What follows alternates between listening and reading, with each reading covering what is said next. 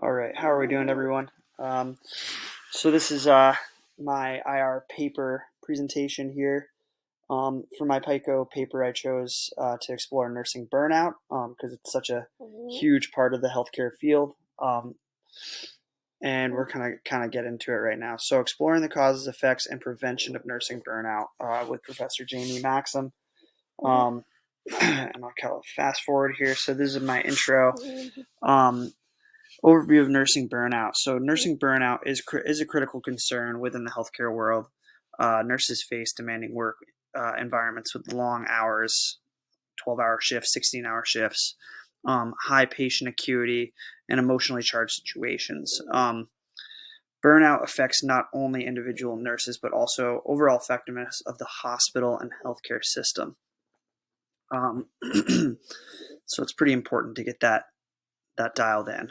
So the significance of healthcare, nursing burnout poses significant challenges to well-being of nurses and the quality of patient care.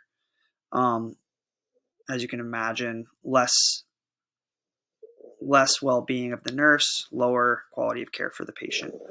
Consequences of burnout include reduced job satisfaction, increased absenteeism, and a higher risk of turnover, all of which can basically compromise patient care.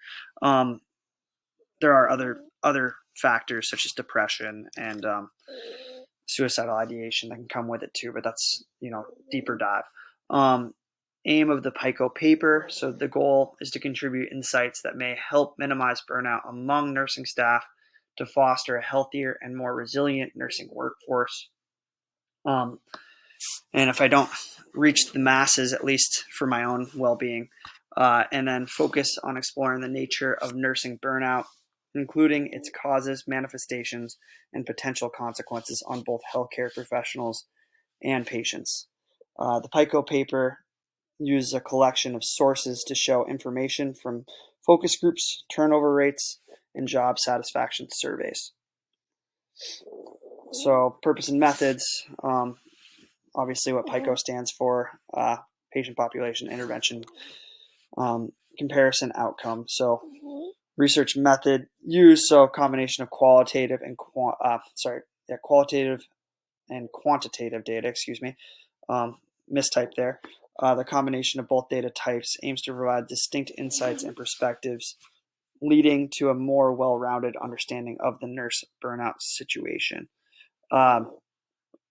Collection of sources. The paper utilizes information from focus groups, turnover rates, job satisfaction surveys to gather insight into nursing burnout. These sources contribute to diverse perspectives.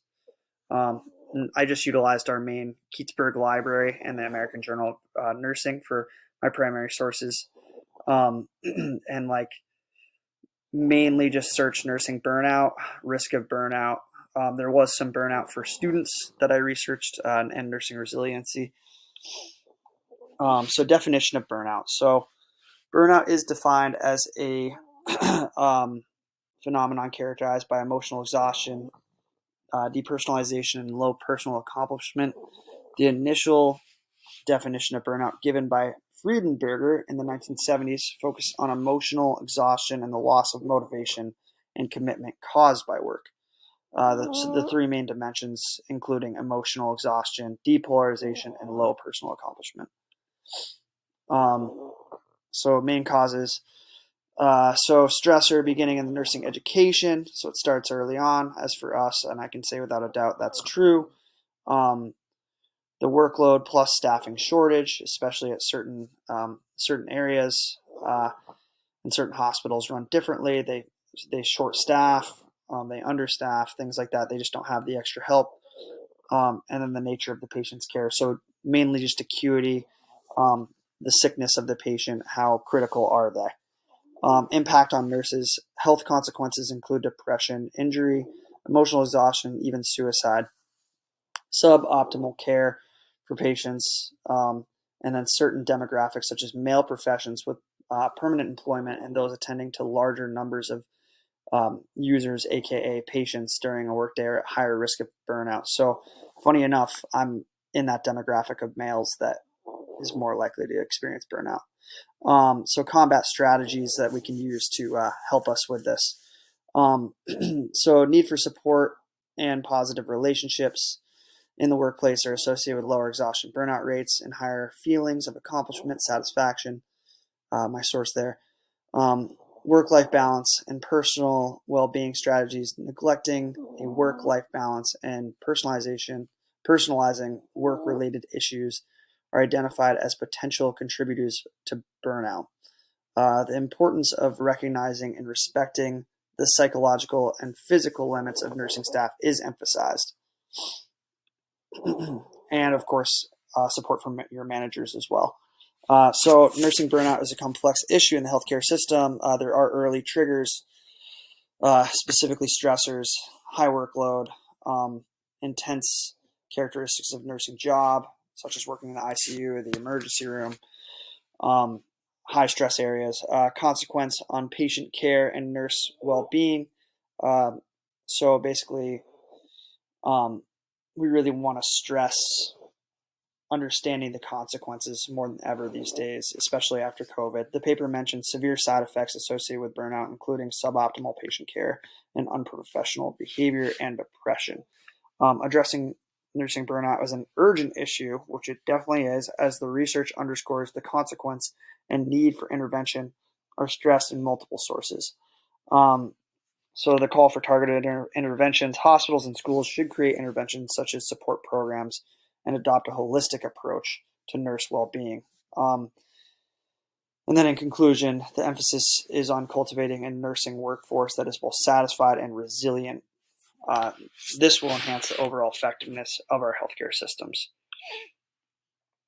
So general recommendations: to recognize the early triggers of nurse burnout, schools to focus on the well-being of students, and hospitals to focus on the well-being of staff. Create supportive systems and holistic approach to self-care. Healthcare organizations must create programs to address and reduce burnout. Interventions strategies should be dynamic and adaptable to work with the evolving needs of nursing professionals. Future research possibilities. It could be interesting to study burnout across states and healthcare facilities because it does diversely switch up depending on where you're looking. How is burnout rate different in places where there is an emphasis on staff well-being and fostering positive relationships amongst nursing staffs and leadership instead of negative ones? Investigating the personal coping mechanisms of nurses as well as personality types and lifestyles could be fascinating. So depending on what kind of outlets they have for stress relief. Does burnout manifest differently in men versus women? How do nurses who are also parents deal with stress versus those with children, without children, or additional familiar responsibilities? And lastly, I could be curious to deep dive into workload, staffing factors, which elements most greatly contribute to nurse burnout. These areas would be worth investigating in improving to mitigate burnout in nursing. All right, guys, thank you so much. Take it easy.